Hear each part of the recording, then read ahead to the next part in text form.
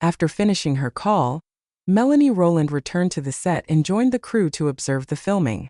At the moment, the camera focused on her boyfriend Ken Lambert in a kissing scene with actress Jennifer Knowles. Ken's burning passion was evident as he locked lips with Jennifer. His tender, intimate expression was something Melanie had never seen before. Before Jennifer appeared, Ken had always avoided intimate scenes for fear of upsetting Melanie. He would never film such scenes in front of her as Melanie recalled the past. A heavy weight settled on her heart.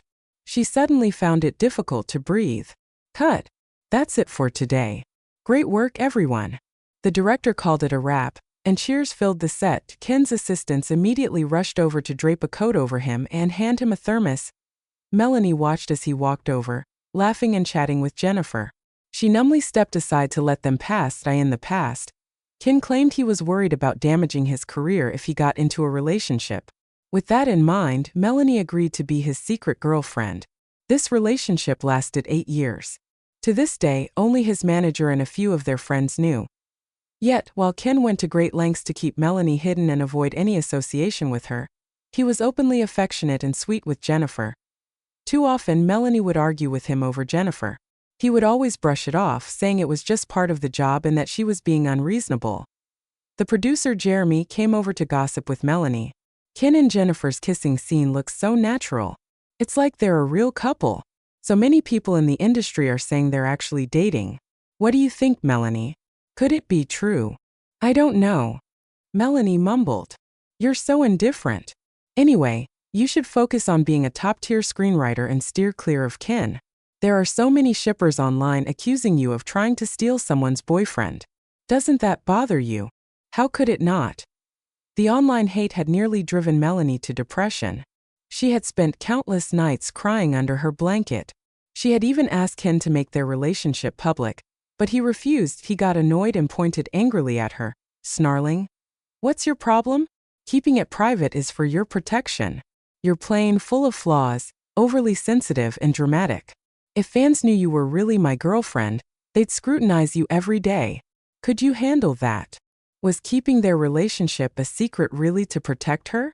Was she truly as terrible as he said? Melanie began to wonder if Ken simply didn't love her enough to acknowledge her publicly. Yet after rebuking her so harshly, Ken would embrace her tenderly, shower her with gifts, and appear so affectionate. In the end, she felt guilty for doubting his feelings. Caught between pain and self-loathing, Melanie found herself trapped in this toxic relationship. That was until a few days ago when Ken, drunk, accidentally revealed the truth. All these years he had treated Melanie as Jennifer's substitute. Busy. Melanie's phone vibrated, pulling her out of her thoughts. Ken had sent a message. "Baby, I miss you. Come over." Melanie bit her lip. She hesitated for a moment, but she ultimately decided to go to him. When she was 17, her father lost his job and her mother was diagnosed with cancer. Their family was on the verge of falling apart. Ken had stepped in, paying $1 million for her mother's treatment and finding a job for her father. Before her SATs, a drunk man nearly broke her right hand, but Ken saved her life and her future. He had always been her hero. Unfortunately, he was never a good boyfriend. Melanie took a deep breath, put her phone away, and headed to his trailer. As soon as she entered, Ken leaned in to kiss her. Melanie recognized the pattern. Jennifer must have thrown a tantrum again. Every time Jennifer gave Ken the cold shoulder, he would shower Melanie with extra affection. After all, her face and eyes bore a striking resemblance to Jennifer's. At the thought, Melanie was overwhelmed by a wave of nausea in her stomach. She instinctively pushed him away. "I don't want this." Knowing she was just a stand-in, she could no longer endure such intimacy with him. Ken froze but didn't push further. Instead, he hugged her and rested his head on her shoulder with a pitiful expression.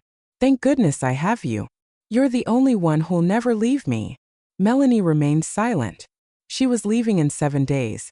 She wasn't going to stay by his side forever. Ken didn't pay any attention to her silence. He held her hand and frowned. "Why are your hands so cold? Leo, get Melanie some mango milk to warm her up." Melanie was allergic to mangoes. She had told Ken this more times than she could count, but he never remembered. Yet she didn't want to reject his kindness, So she had always taken allergy medicine and drank it anyway. It was only recently that Melanie realized that he never forgot. Rather, he did it because mango milk was Jennifer's favorite drink. Melanie lowered her gaze, hiding her disgust. No thanks. I don't want it. Ken ignored her. Soon, Leo brought the mango milk and relayed a message. Ken, Ms. Knowles wants to go over the intimate scene with you. Great. I'll be right there. Ken's eyes lit up. He was so eager to leave that he nearly knocked Melanie over. Her purse fell to the floor.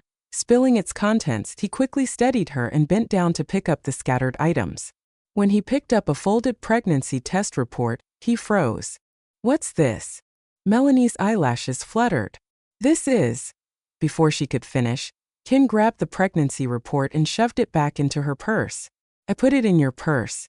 I'm going to find Jen. Make sure you leave without being seen. Without giving her a chance to respond, he hurriedly handed her the purse and walked away. Melanie couldn't hold back any longer and called after him. Ken, what if I'm pregnant?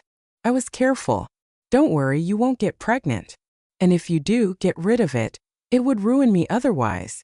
Ken interrupted her again before leaving in a rush. Melanie stood there, feeling as if she had plunged into an icy abyss. He was just as cruel to her as he would be to their child, but in a way that made things easier. At least she wouldn't feel guilty about hiding the existence of their child. Melanie returned to her hotel, eyes red as she deleted every post about Ken from her social media and left all his fan groups. She even deactivated the fan account she had built up for him, despite how much it hurt. Then, she drew a big cross on the 23rd on her mini calendar. She gave herself only 7 days to end this sad excuse of a relationship with Ken. 7 days later, she would leave for good. By the time Melanie was done, it was nearly dawn. At that moment, Ken called her. I feel like having seafood porridge and some fresh ravioli today. Ask someone else. I don't have time. Melanie had stayed up all night, and her head was pounding. In the past, no matter how exhausted or unwell she felt, if Ken said he wanted her cooking, she would push through and go to the market to buy fresh ingredients. Ken was picky about food. It had to taste good and be freshly made or he wouldn't eat it. For years, he had almost exclusively eaten meals she prepared. Once she scolded him. You have a bad stomach. You need to eat regularly and stop being so picky. If you only eat my cooking, what will you do if I'm not around someday? Ken had dismissed her concerns. You love me too much to ever leave me. Thinking back on his words, Melanie felt a complicated mix of emotions. He still didn't know she would be gone in 6 days. If his stomach acted up in the future or he skipped meals, it would no longer be her problem. After hanging up, Melanie tried to catch some sleep. When she woke, she ordered takeout. Just as she set the ravioli on the table, Ken suddenly barged in with Jennifer. Melanie!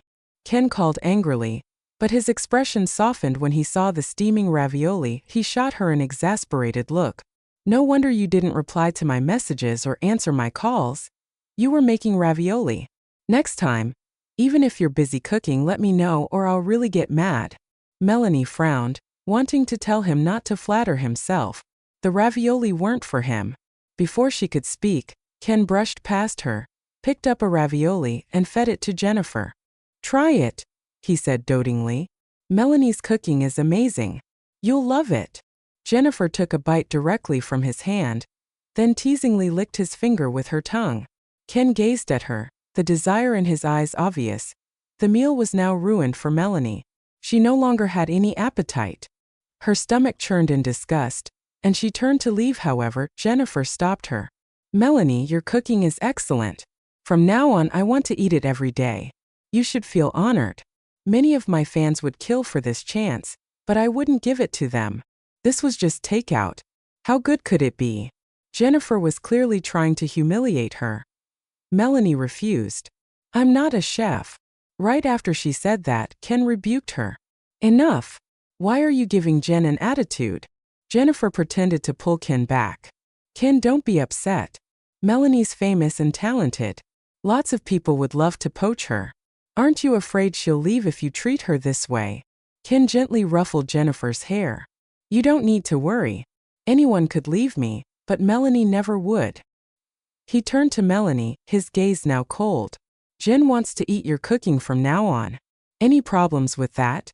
If you don't want to cook for her, then don't bother cooking for me either. I'm sick of your food anyway. Fine.